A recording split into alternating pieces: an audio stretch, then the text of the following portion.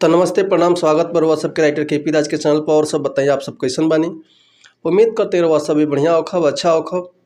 तो आज भोजपुरी ट्रैक पर भोजपुरी लयदारी संग लेके आ गए बनी रउआ सब खातिर।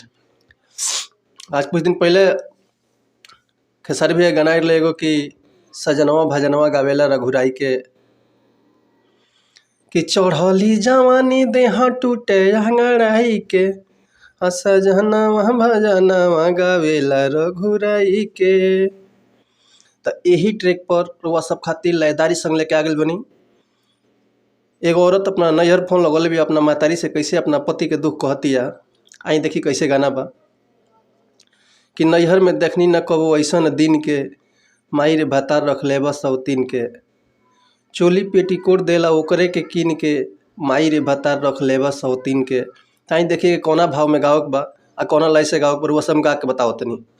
नैहर में देखनी नहीं ऐसन कहबो दीन के कि नैहर में देखनी नहीं ऐसन कहबो दीन के हमाही रे भातार रखले बस तीन के हमाही रे भातार रखले बस तीन के कि नैहर में देखनी न कबो ऐसन दीन के।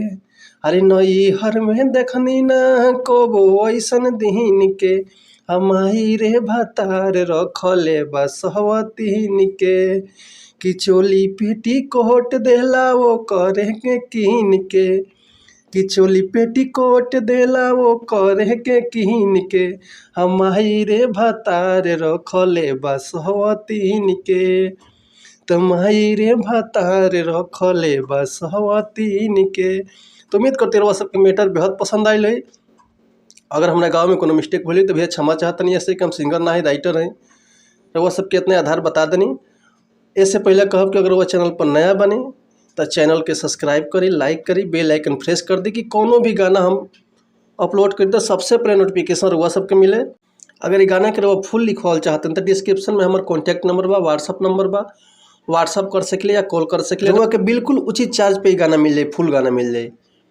तब मिलत है नेक्स्ट वीडियो में, तब तक के लिए अनुमति चाहते नहीं। कुछ नया गाना, कुछ नया धुन, कुछ नया मैटर लेके नेक्स्ट वीडियो मिलते हैं। तब तक के लिए अनुमति चाहते हैं। नमस्कार, प्रणाम, धन्यवाद। जय हिंद, जय भारत, जय भोजपुरी समाज।